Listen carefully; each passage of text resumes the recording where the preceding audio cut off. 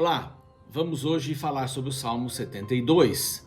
É um salmo que é messiânico também, porque fala sobre o rei justo, né? Como seria o rei, o reinado justo aqui na terra. Salomão, quem escreve este salmo, e ele compara esse rei justo com Cristo, ou com o Messias, não é? Com o reinado eterno. Como será o reinado de Cristo?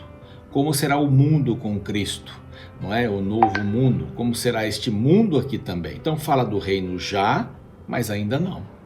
O reino que já está estabelecido aqui, não é? Com Deus no coração antes de Cristo ali, matando os cordeiros que simbolizavam a Jesus, e o reino hoje, né? Com Cristo no nosso coração, quer dizer, o reino está neste mundo. Então é bem interessante, primeira divisão aqui é sobre a preocupação do rei, depois ele fala um pouquinho sobre as características do rei, e no final ele é o louvor do rei, não é? A parte do louvor a Deus, vinda do rei, o reinado terreno, do reino de Deus na terra, e o reino de Deus então celeste também, as características, né? Muito bem, a preocupação do rei é a seguinte: concede ao rei, ó Deus, os teus juízos e a tua justiça ao filho do rei. Então, que eu e meu filho possamos trabalhar em cima da justiça, do certo e do errado, aquilo que o Senhor deseja que façamos. Para nós é muito importante. É o Senhor quem dirige a nossa vida. Então queremos saber o que é certo e o que é errado. A segunda parte, que é grande, que vai do verso 2 até o 17, fala sobre as características do rei, ou do reino, digo melhor. Então a primeira característica é justiça. Verso 2: julgue ele com justiça o teu povo. E com equidade também, com equilíbrio. Depois no verso 3 diz assim, ou começam vários itens aqui saltados, né? Não na sequência, mas sobre a propriedade do reino. Vejam a propriedade do reino: os montes trarão paz ao povo, as colinas trarão justiça. Aí depois ele vai para o verso 6, seja ele como chuva que desce sobre a campina ceifada.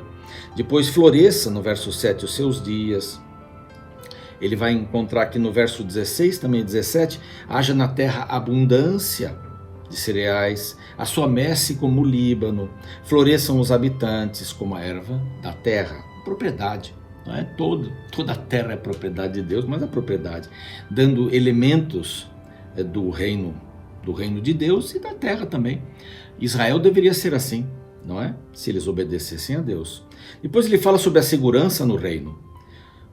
Julgue ele os aflitos do povo, segurança, salve os filhos dos necessitados e esmague o opressor, segurança, não é?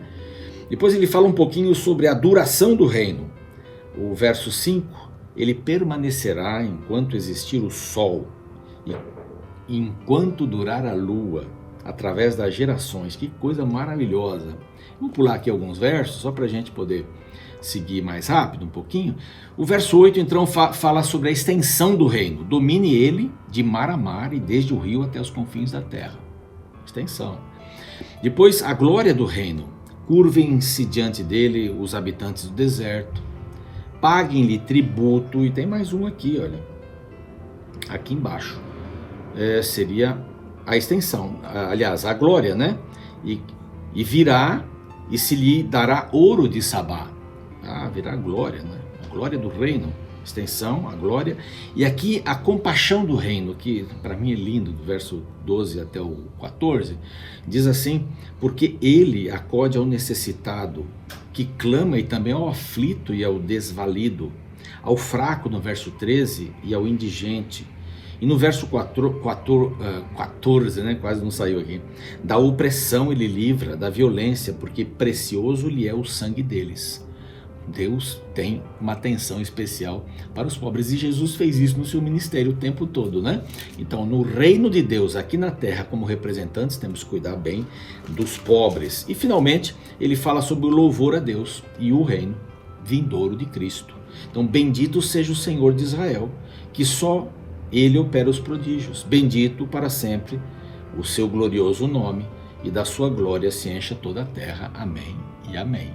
Esse lindo salmo fala do que poderia ter sido esta terra e do que deveria, né, ter sido o reino de Salomão, e fala também do que vai ser o reino de Deus. Aqui, enquanto estivermos na terra, vamos fazer o reino de Deus da melhor maneira possível, com justiça, certo e errado, para que um dia possamos viver eternamente no reino de Cristo. Já, mas ainda não. Um grande abraço, amanhã a gente volta com outro salmo. Em 1945, podia-se ler em várias manchetes norte-americanas: "Vencemos a guerra". De fato, as bombas lançadas sobre Hiroshima e Nagasaki marcaram definitivamente a derrota dos oponentes, mas havia um grupo de americanos que não se sentia vitorioso. A maioria deles formado por jovens que iriam crescer sem pai, visto que tudo o que tinha agora era uma medalha de honra ao mérito, um símbolo da vitória. Porém, para os órfãos não parecia vitória ter que carregar o pai dentro de um caixão embrulhado por uma bandeira do país. O sentimento de insatisfação com o resultado da guerra cresceu, e daí surgiu o movimento hippie, o qual tomou forma e adotou o famoso slogan "Paz e Amor". Frustrado com a forma que suas descobertas no mundo da física foram empregadas para desenvolver armas usadas na Segunda Guerra Mundial, Albert Einstein declarou: "A paz não pode ser mantida à força, somente pode ser mantida pelo entendimento". Sim, as raízes da paz brotam no interior. Para Dalai Lama, nunca podemos obter paz no mundo exterior, até que consigamos estar em paz com nós próprios. Mahatma Gandhi declarou: "A pessoa que não está em paz consigo mesmo será uma pessoa em guerra com o mundo inteiro". O Salmo 72 é um dos primeiros salmos, sendo outros 127 atribuídas a Salomão. Este foi um dos reis importantes na história de Israel, pois, diferentes dos anteriores, ele conseguiu expandir seu império sem derramar sangue nos campos de batalha. Seu reinado é considerado um período de paz sobre Israel. 2 versos em especial mostram qual era o objetivo de seu reinado. Ouça os versos 3 e 7 que dizem: "Que os montes tragam paz ao povo, como também os outeiros com justiça. Nos seus dias floresça a justiça, e haja abundância de paz, enquanto durar a lua". Paz. Esse era o patrimônio que Salomão queria trazer para o seu reino. De que adiantava riquezas e poder se não houvesse paz? De que serviria as honras sem felicidade? Afinal, como declarou o filósofo Esopo, um pedaço de pão comido em paz é melhor do que um banquete comido com ansiedade.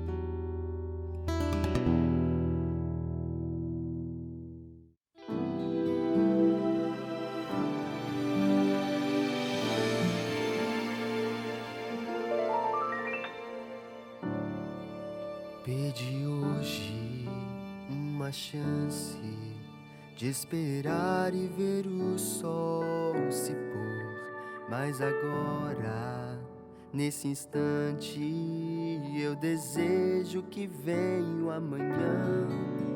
Certamente vai ser bem melhor. A incerteza do futuro deixa o mundo sem um parecer, como um pulo no escuro. Então oro pedindo uma luz. Certamente vai ser bem melhor.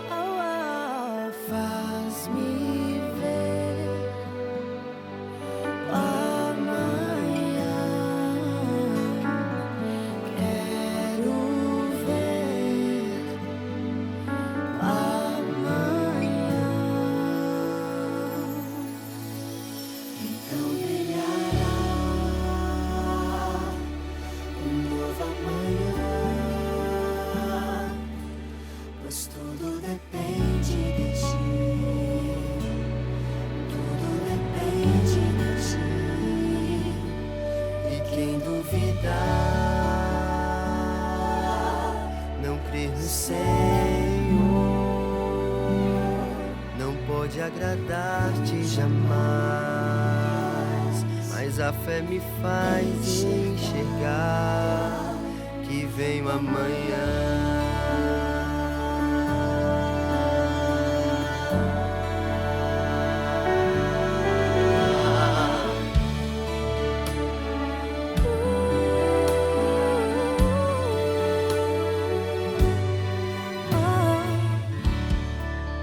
quase morto no Calvário, Cristo sofre a sentença do mal, mas em mente a esperança e a certeza de ressuscitar. Depois disso tudo foi melhor. Na história desse mundo foram poucos os homens fiéis, corajosos, enxergaram, mesmo na escuridão, uma luz. E pensaram, vai ser bem melhor. Faz-me ver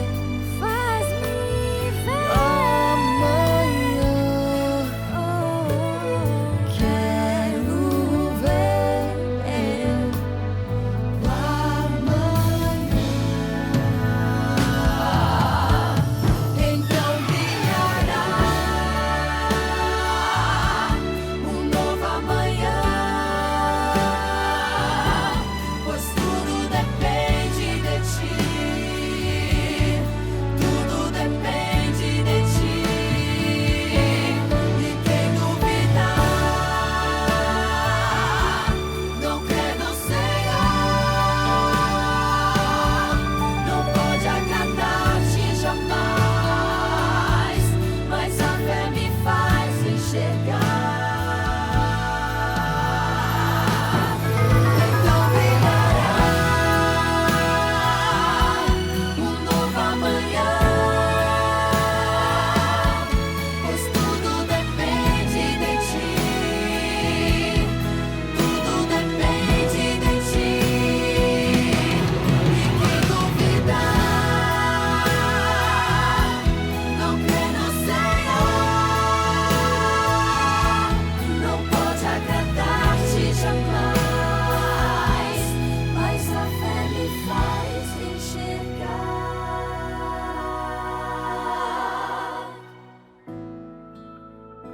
que veio amanhã.